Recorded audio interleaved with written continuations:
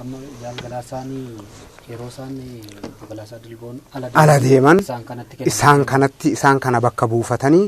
namni waraana bilisummaa Oromoo keessa jiru ka dirree jiru waan dhaaba ajajuu qabuuf jaalburuu isoo boruu akka hayyuu dureetitti bakka bu'aa hayyuu duree ta'een wajjin ture nu bira ture. Kanaaf egaa jaalli isaanis achumatti xumurarra lolanii boodarra bombiin of guban akkuma jaal guutamaa fa'aa guyyaa nu bobbaasus warri waliin inni nutti dhaammate kan lubbuun jiru warri akka jaal Dammayisaa Roobaa fa'aan warri akka jaal Daraartuu Boonaatii fi jaal Sabboontuu Tuujii fa'aan jiru guyyaa nu bobbaasu waan inni nutti dhaammates waan baay'eetu jira jaal Burisoo boruu. Jaal guutamaas dhabnee jaal nadhiis dhabnee jaal guutamaas dhabnee marsaan itti aanu anuma wal garruun beenu jaallan qabsoo Oromootti jabaadha hanga lubbuun jirtan nuun jee jaala waaqni jannataan haa qanuunisu warra isa wajjin wareegamee fi isallee walaloo gaafa inni wareegamus barreesse jeqaatamii dhabnee bantii gootawwanii kukummii lammiidhaa kan qabsoo kuwanii waan hin boqochiisu ba'an nurra dhiisan. Bilisummaan baagumaan dhiiga isaanii kan jiru walaleessan jira. Kanaafuu jaalaanaa bareen ta'u kan kadirsa iddoo yadalallee itti dalage walaloo kana yeroo wajjin jirru. Kanaafuu egaa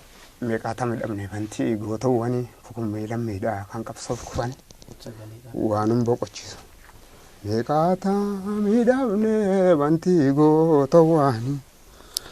Meeqaatamii dhabnee bantii gootawwanii kukummii lammiidhaa kan qabsoof kufanii waan hin boqochiisu ba'aan nurra dhiisan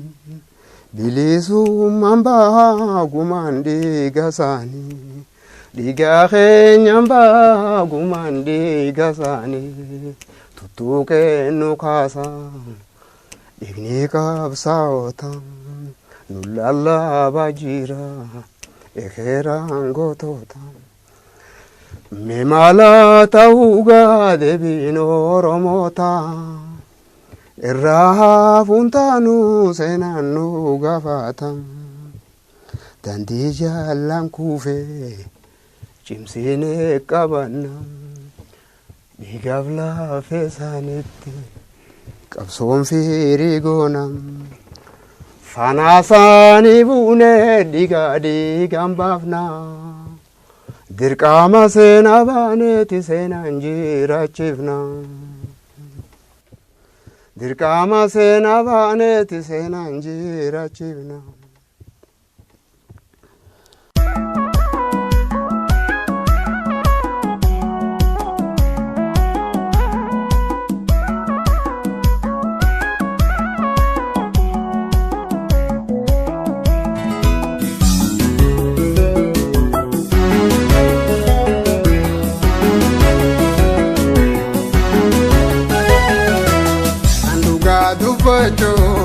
Irenya saborese ya halukul warege omiyaw tabarse wosinta ganne sena kuntu digambarese sinirambonne sena wota digambarese anduga dubocho irenya saborese ya halukul warege omiyaw tabarse wosinta ganne sena kuntu digambarese Sinirambonne sena wota digambarese.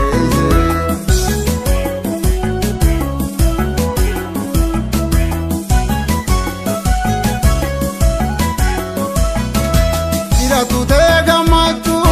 tutus galata gavdao ahumata leti foro futurenge janata. Ira tute gamatu tutus galata gavdao ahumata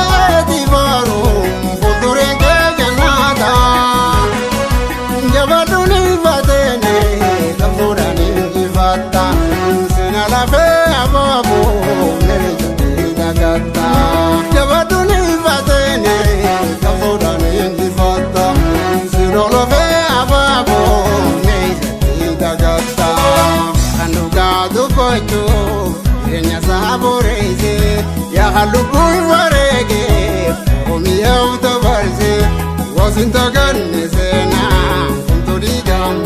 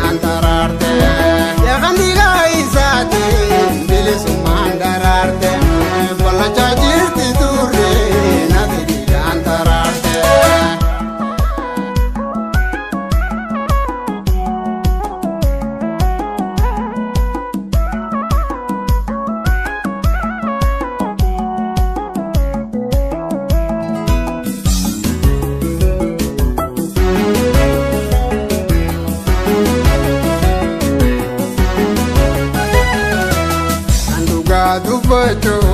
jireenya saabureesse yaa lubbuu wareege omiyaa dabarse wasinta ganne seenaa kuntu dhiigaan barreesse sinirraanfanne seenaa goota dhiigaan barreesse kan dhugaa dubbatu jireenya saabureesse yaa lubbuu wareege omiyaa dabarse wasinta ganne seenaa kuntu dhiigaan barreesse sinirraanfanne seenaa goota dhiigaan barreesse.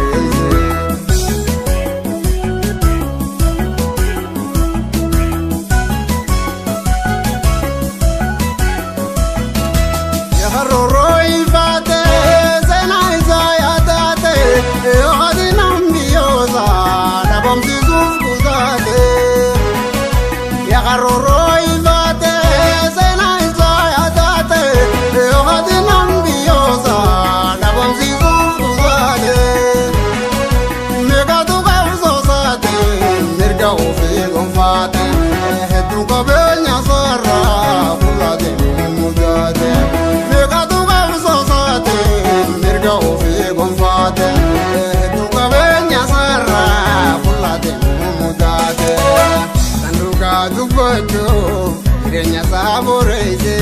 yaa lubbuu wareege omiyaa dabarse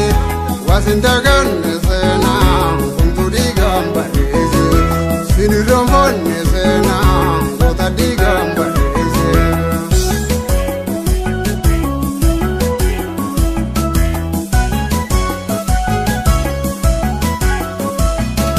Yaa dhiigaan kukkuule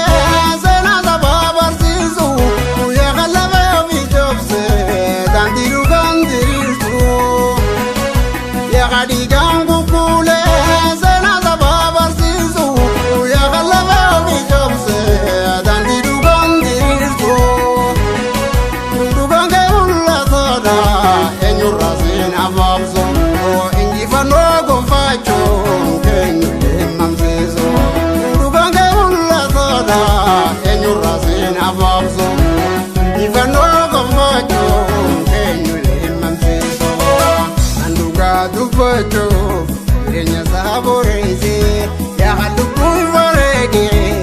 omiyaa dabarse wasinta ganne seenaa kuntu dhiigaan barreesse sinirraanfanne seenaa goota dhiigaan barreesse sinirraanfanne seenaa goota dhiigaan barreesse wasinta ganne seenaa goota dhiigaan barreesse sinirraanfanne seenaa.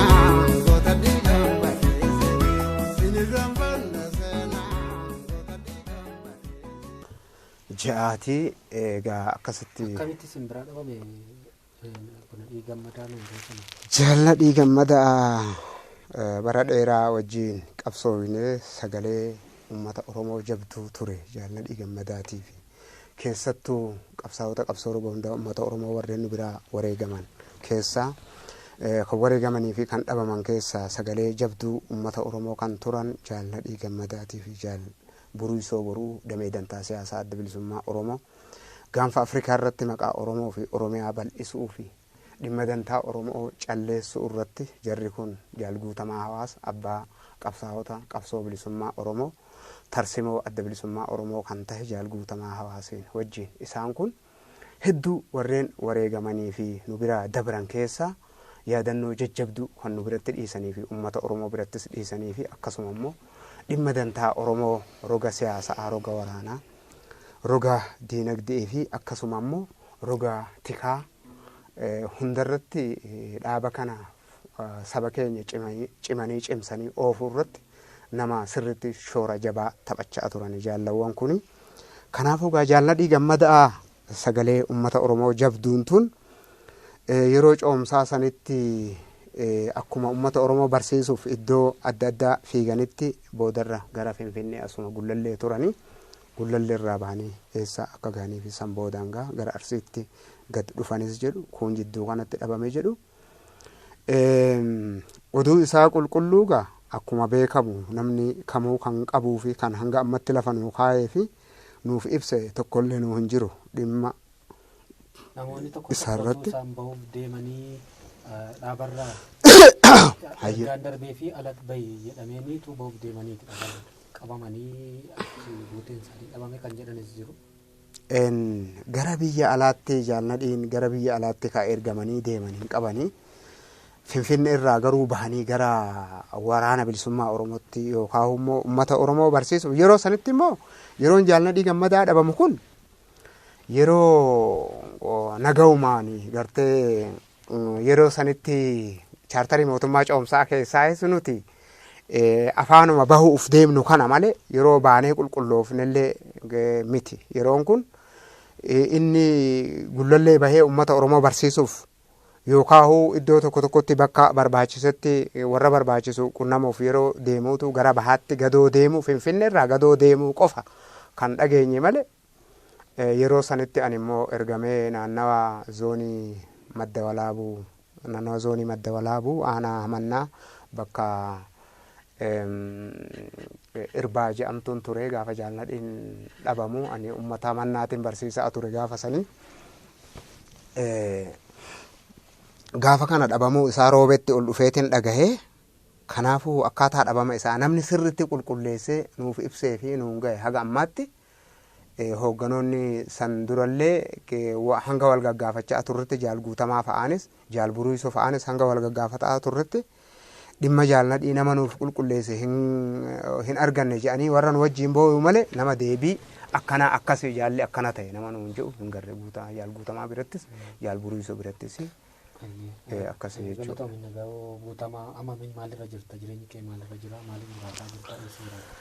Ani amma jireenyi kiyya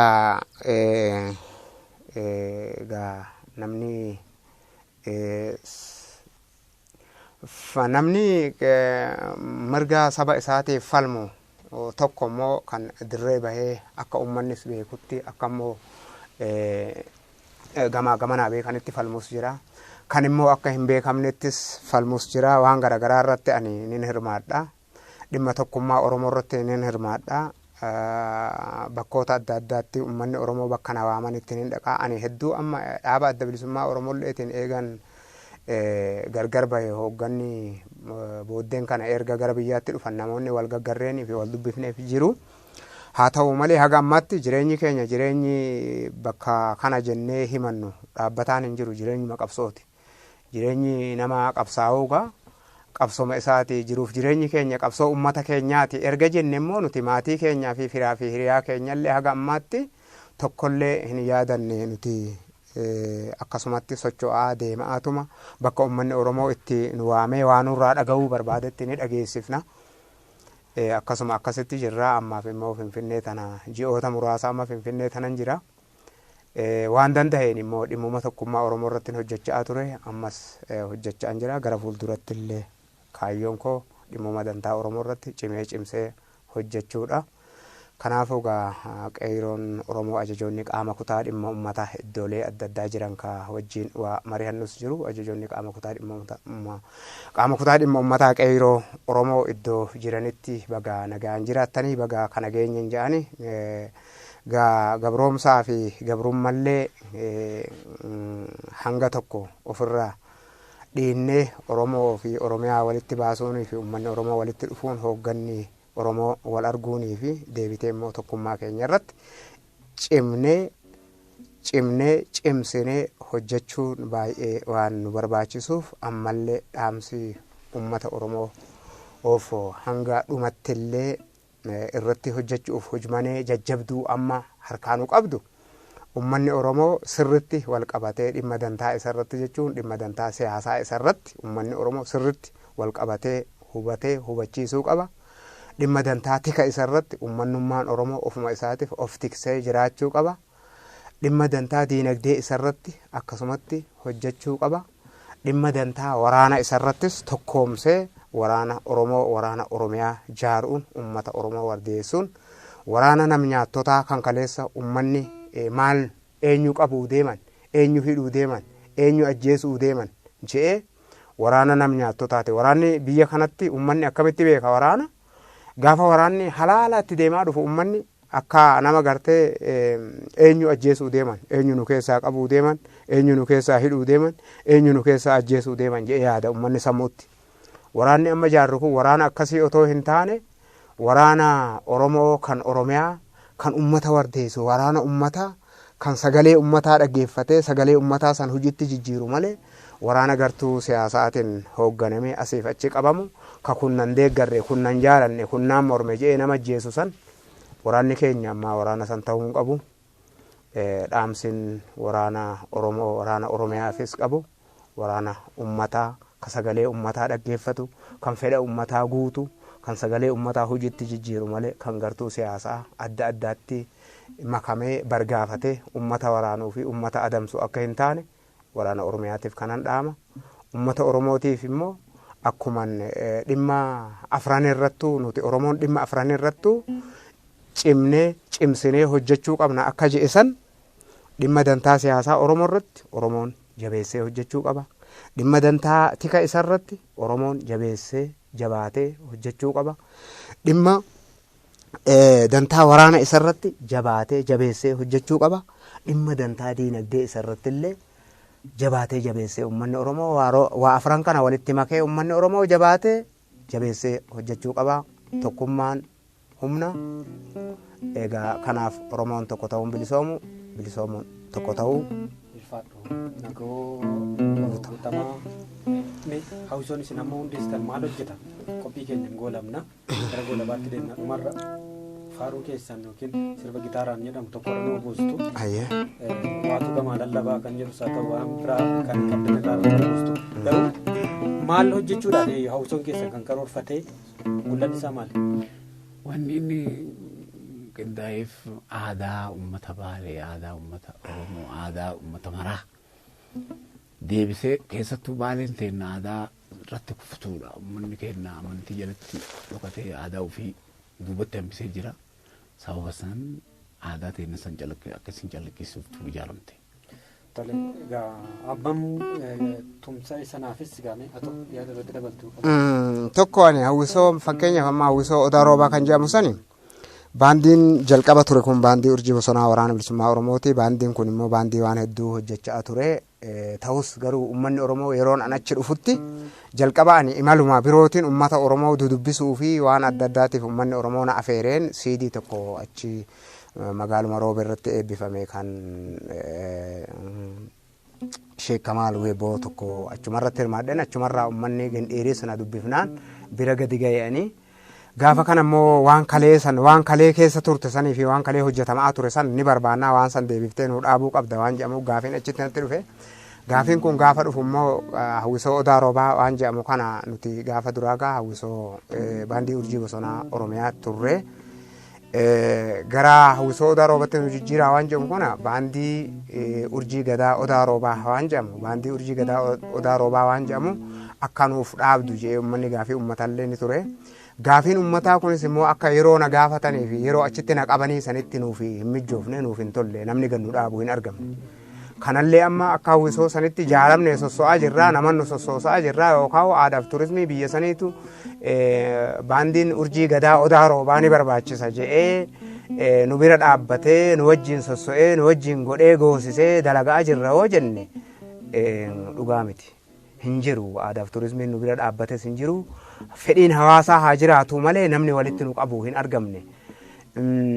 Ta'us garuu baandiin Urjii Gadaa Odaa Roobaa sun yoo jaaramuuf ni barbaachisa jedhee warri biyya sanii kan sossoosu ta'e ni goona turre gaafa isaan gaafii san nu gaafatanitti. Ammaaf immoo nuti baandii san walitti qaballee haga tokko sossoosee ji'oota muraasaaf agarsiisa xixiqqaa tokkollee godheetiin ture.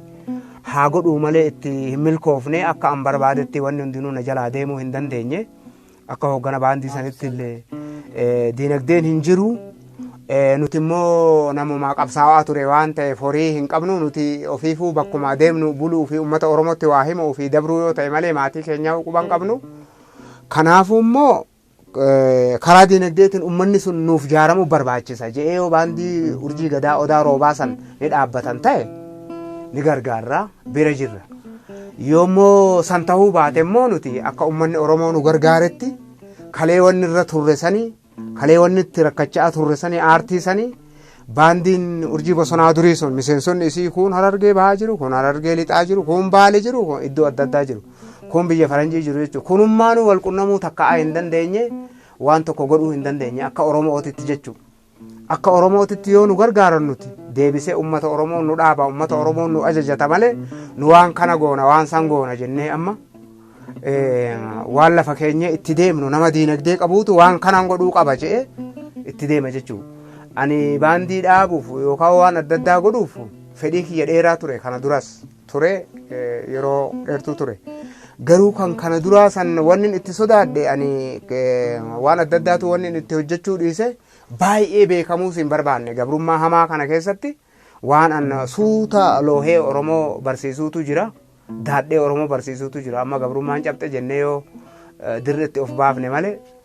Nu kana dura dhokanneetuma bakka bulle bulaa turre gartee ifimaa sin turre waan jajjabdullee hojjennee akka ifaan ifatti uummanni nu beeke eegas immoo diinni bakka argetti akka nu adamsuu fi nuti hin sossoone akka nu godhu hin barbaanne kanaafuu kan amma uummata Oromootu nu ajajataa nuti kalee achi turre bakka turre itti himne waan godhaa turrellee itti himne dandeettii qabnullee itti himne kan gara fuuldurallee immoo uummata keenyaa fi jiruuf jireenyi keenya qabsoo uummata keenyaati akkuma duraan jennetti immoo waadaa warra nu biraa wareegamee sana haara'umsaa ofuma keenyaaf itti deemaa turre namni nu ajajaan turre sabboonummaa keenya nu ajajaa ture kanaafuu ajajoota qaama kutaa dhimma uummataa qeerroo Oromoo keessaa fi alaatiinis baga nagaan as geessanii uummata Oromoo hundaanuu jecha hayyoota garbootaa fi adirmoota hawwan koosimbo qabeeyyii fi kaamayyii gurmuu waataroota Oromoo dargaggoo fi shamarran saglaniif sabbata Oromoo nu daawwachaa ture hundaanuu ashamaa jecha. Galatooma kabajamtoota daawwattoota keenyaa kan hanga ammaatti daawwachaa turtan qophii iyyaafannoo ture qophii iyyaafannoo keenyaan Alii Huseen Kadirii fi akkasumas Nagoo Guutamaatii wajjiniin gaafiif deebii taasisaa turre muuxannoo fudhannoo isaanii hedduu nu qoodan. Waan hanga ammaatti nu hordoftaniif galanni keenya guddaadha. Ani Yusuf Walqiisaan ture gama ogummaa kaameraatiin Israa'eel Barraatii fi akkasumas immoo Biiniyaan Yoonaas faana ture. Waan nu daawwattaniif galatoomaa isiniin jenna. Dhumarra walii keessatti galuusaa Aduuga maalalabaa naatti turte sagaleeni humna lafaatti na eeyite hin qabdu waa helalee na eeginaan jette kuulee. Sabboontitti warra baale akka lindifne asheeta lafa ofiitti bareeda boontu si kooti mandooti waliin kuuknuu gama kooti yoo warri keessi lolee anuu si jira si jaaladhaa si soboo dhugaa onneeraa situ waraara onnee waliin baanu dhagaa akka dafnee gammannee galmanu